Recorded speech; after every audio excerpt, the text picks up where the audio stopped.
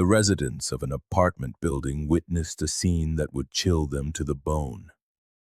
A body carefully wrapped in a white sheet was carried in silence down the stairs. It was a young woman, only 25 years old. Her body bore bruises, marks of strangulation on her neck, and wounds so severe they would freeze the blood of anyone who saw them. At first, some thought she had died of natural causes. But then, the truth began to claw its way into the light. Monserrat Juárez Gómez was born and raised in Ecatepec de Morelos, state of Mexico, in a home that was humble but filled with affection. Her family describes her as a kind young woman, full of dreams yet to be fulfilled. She had a special passion for her studies and confessed to her mother more than once that she wanted to study international relations. She loved to talk, to create bonds with people, and she dreamed of one day traveling to see the world. For her family, Monserrat was the hope of their home, the exemplary daughter who always filled their small house with joy. Monserrat's life flowed peacefully alongside her loved ones until, in late 2021, she met a young man named Sean Alejandro on social media. It began with casual messages, simple exchanges like any other online chat. However, Sean's persistence and his sweet words soon captured Monserrat's attention. Little by little, the conversations became more frequent. They moved from general topics to personal matters until they blossomed into a romantic relationship. With the hope unique to youth, Monserrat believed she had found someone who truly cared for her. Sean appeared attentive, willing to listen, and capable of giving her a sense of security. After a few months, he began to persuade her to leave her parents' house and move in with him and his family, into an apartment in the Anahuac neighborhood of Mexico City. Monserrat hesitated at first, but finally, trusting his words and the love that was just beginning, she accepted. On July 4, 2022, Monserrat Juárez Gómez left her parents' home and moved in with her partner. At first, Monserrat maintained frequent communication with her family, but as time went on, contact became increasingly scarce and troubling signs began to appear. Her loved ones noticed she no longer attended family gatherings regularly. When they did manage to speak with her, she was reserved, far less open than before. These changes sparked the fear that she was living in a controlled environment. The once cheerful and communicative young woman transformed into someone quiet, withdrawn. At times, she would lose all contact with them completely. Her family tried on several occasions to reach out to Monserrat to warn her about the risks of living with Sean, but she insisted on staying, convinced she had made the right choice. On July 7, 2022, her family finally reported her missing, even though they knew the address where she lived. What heightened their anguish was that prior to this, Monserrat had already shown signs of being threatened, but the authorities had not intervened with the firmness the case required. It wasn't until March 10, 2023, that a formal investigation was finally opened to determine Monserrat's whereabouts. Too much time had passed. Her family, distraught and without answers, persisted until the authorities issued a search bulletin. It described her as a 24-year-old woman, short in stature at 155 meters, slender with a visible mole on her back. What no one, not the agents in charge, not even her own parents, could have imagined was what happened next. It was Monserrat herself who appeared at the prosecutor's office in the municipality of Naucalpan, not to ask for help, but to cancel the search. That moment could have changed the course of everything. When Monserrat Juárez Gómez came forward to cancel the report on her own disappearance, authorities clearly saw physical signs that something was wrong. There were visible marks on her body. Yet, they did not protect her. They took no action. On Saturday, September 23rd, more than a year after she was first reported missing, Monserrat's body was carried out of the apartment.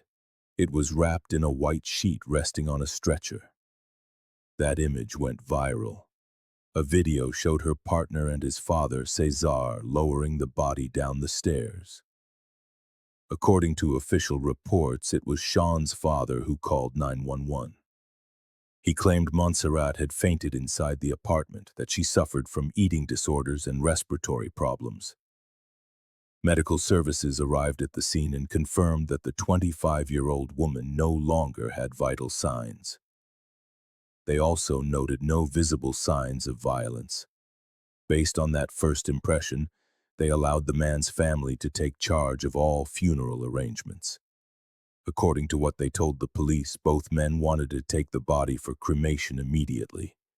They alleged that the death had been natural and that there was nothing more to investigate. The most infuriating part of this story is that instead of investigating further, the police officers who arrived at the scene quickly provided the information needed to proceed with the cremation.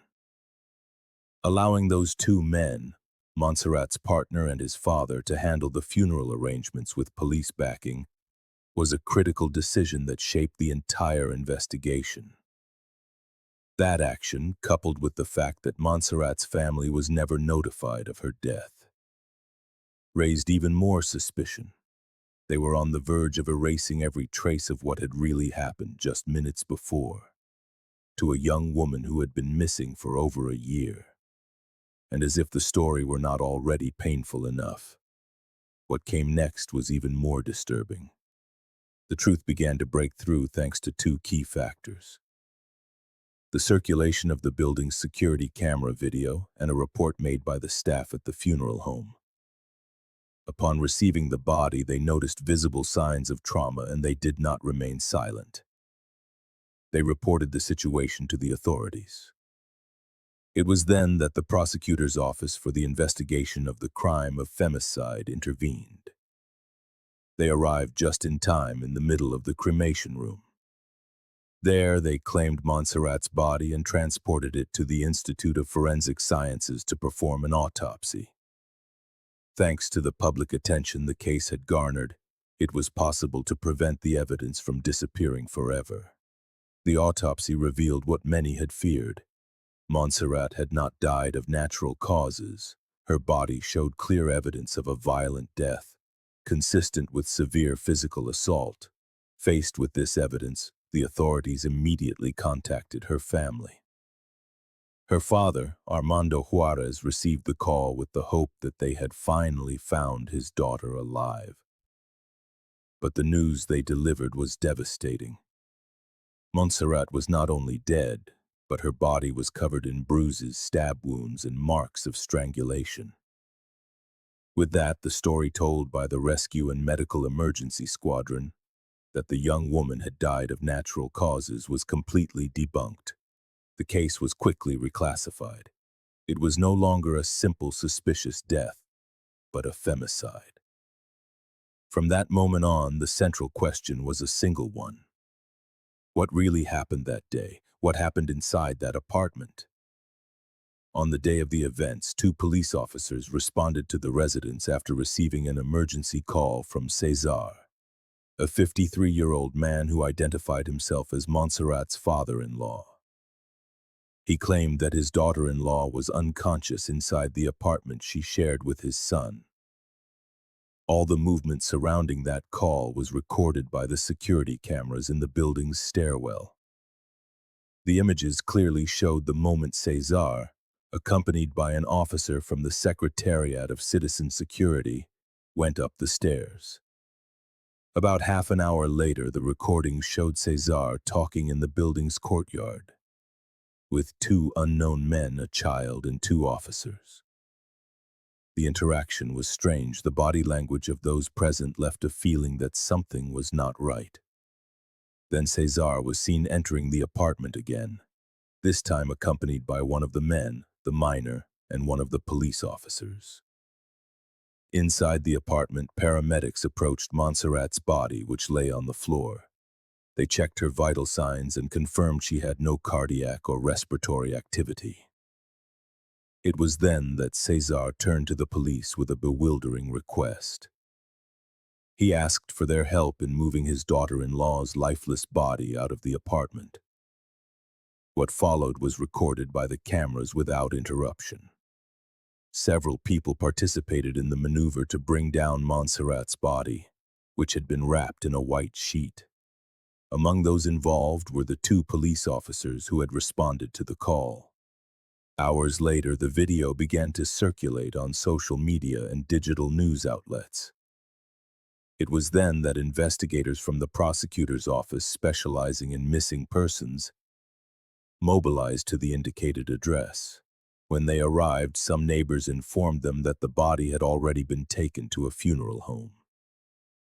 It became clear to the investigators that the men involved were trying to make all evidence disappear as quickly as possible. Without wasting time, they headed to the funeral home with the urgency of someone who knows that every minute counts. The fear was singular, that the body had already been cremated. Fortunately, they arrived in time. Upon reaching the location, the police confirmed that Monserrat's body was about to be incinerated.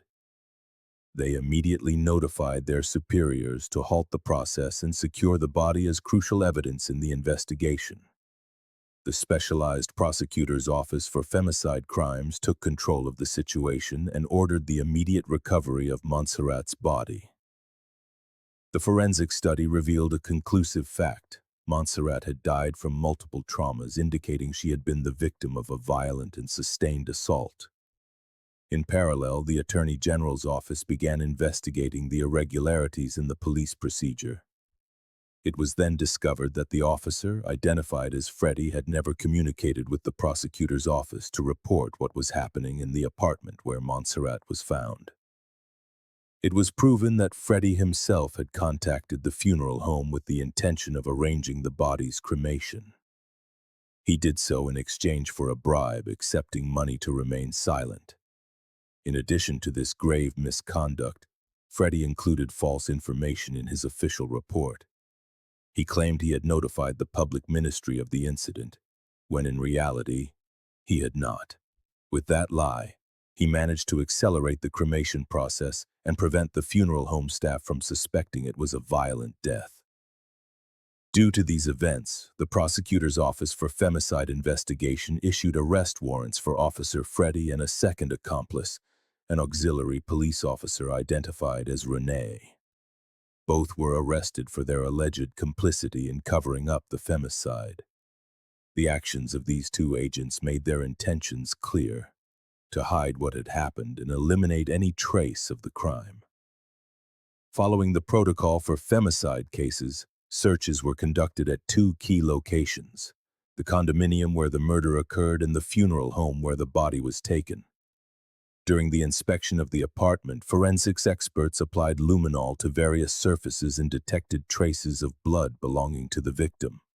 With this physical evidence in hand, the prosecutor's office issued arrest warrants for the crime of femicide against Cesar, Monserrat's father-in-law, and Sean Alejandro, her partner. They were arrested and transferred to the North Men's Preventive Detention Center in Mexico City, where they would remain in custody as the judicial process moved forward.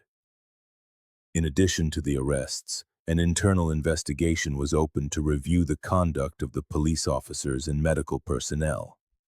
Both Freddie and Renee, along with other involved parties, were called to testify as part of an internal affairs investigation. While these proceedings were underway, they were temporarily suspended from their duties. Likewise, two more agents, Karen and Gabriela, were also preventively suspended. According to reports, both failed to perform their duties by not opening an investigation file when the funeral home contacted them to warn that Monserrat's death certificate might be fake. During the transfer of Monserrat's body to the funeral home, an irregular event occurred that raised even more suspicion. Officer Freddie, instead of presenting the death certificate in printed format as protocol dictates, showed a document from the screen of his cell phone. In parallel, the investigation advanced and a new arrest warrant was issued. This time, Carmen, the mother of Sean Alejandro, was detained. Authorities suspected she might have collaborated with her son and husband in the commission or cover-up of the crime. With her arrest, Carmen became the fifth person arrested in connection with Monserrat's case. Beyond the bloodstains found in the apartment and the signs of violence on the young woman's body, a new key element emerged: an audio recording. This file, circulated on the social network Twitter, contained what appeared to be the sound of the crime itself. On the recording, desperate screams could be heard, along with the voice of a man giving clear and threatening orders, demanding that another person kill a woman. Amid the chaos and nervous shouts, a muffled cry could also be perceived, what might have been Monserrat's last attempt to call for help. During the initial court hearings against Sean Alejandro's family, testimonies from neighbors provided revealing details. They recounted that at least 3 other women had managed to escape the violent environment in which Monserrat lived. These women claimed to have heard screams, the sounds of beatings, and at night, loud party music that masked what was happening inside the home. Authorities are currently hoping that these potential witnesses will come forward to formally testify about the violence they witnessed or experienced. However, so far it is known that 2 of them have refused to speak to the police for fear of reprisals. Meanwhile, a confession from the alleged murderer came to light. Sean Alejandro admitted to hitting Monserrat. He justified his violence by saying he did it because he suspected infidelity. He claimed he could not bear what he called a betrayal, as if that could explain or diminish the gravity of the crime he committed. However, this version was contradicted by close witnesses. According to them, Monserrat had no freedom of movement at all. Monserrat was never allowed to be alone. Every time she stepped outside the apartment, she was accompanied by one of Sean's relatives. According to her father's testimony, Monserrat lived under constant threat. Sean Alejandro didn't just control her, he manipulated her psychologically. He warned her that if she ever dared to report him or try to flee, he would harm her family. A threat that kept her paralyzed, unable to escape. What Monserrat's family could never have imagined was that behind the facade of a relationship with Sean Alejandro, far more sinister intentions were hiding. New revelations from the investigation showed that there was no real romantic bond between them. Instead, the young woman was trapped in a cycle of systematic abuse for which not only Sean, but his entire family was responsible. The young woman was kept in a state of constant drowsiness, intentionally induced to rob her of the strength and clarity needed to escape. The person responsible for maintaining this state was Carmen, Sean Alejandro's mother.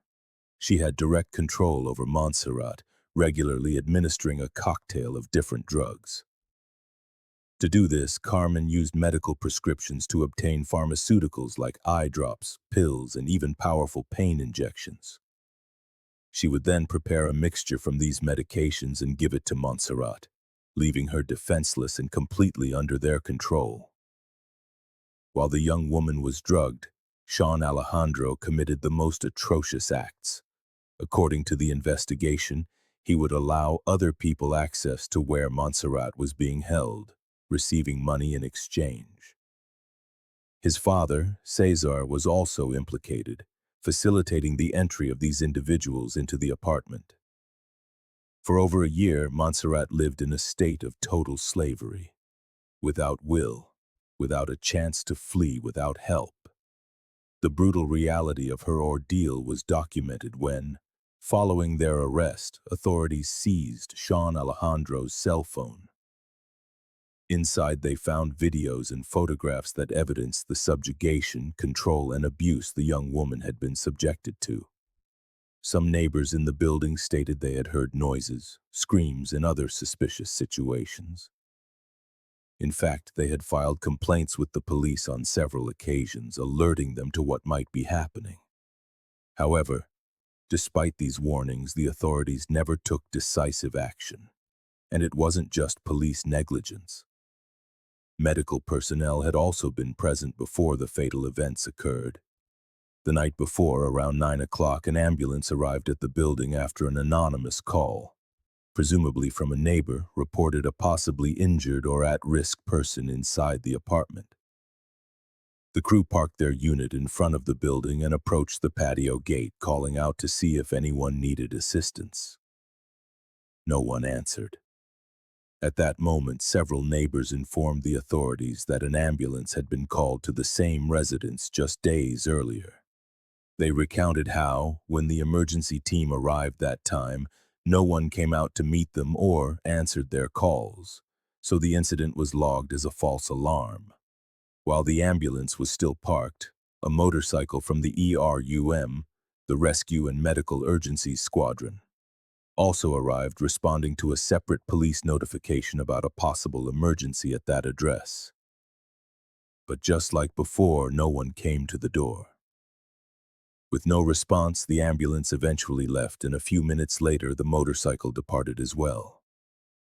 It is staggering to consider the number of warning signs that pointed to the real danger Monserrat was in. Signs that were in plain sight and which, if taken seriously, could have changed the outcome. She herself had gone to withdraw her own missing persons report with clear, visible signs of violence on her body. Added to this were the constant complaints from neighbors who reported hearing screams, fights, and suspicious activity coming from the apartment where she was held captive. Over the days, residents had also witnessed unknown men entering and leaving, as well as the presence of other women who, they said, left in an apparent state of distress or discomfort. And yet, no authority acted in time to verify what was happening inside. To this day, throughout all of 2024 and into 2025, no new official information has been released about the progress of Monserrat Juárez Gómez's case. After the initial legal actions, the arrests, the indictments, and the suspension of the officials involved, the case seems to have fallen into a disturbing silence. No trial dates have been announced, nor has there been any news of a sentence for the main defendants or their accomplices. This prolonged silence is a source of concern for both the victim's family and the public. In a country where gender-based violence continues to rise, the delay in resolving a case like this and in delivering justice is unacceptable. What do you think can be done to prevent cases like this from being forgotten? Do you believe society is doing enough to protect women in such dangerous situations? What do you expect from the justice system in the face of such grave cases? We want to know your opinion. Let us know in the comments.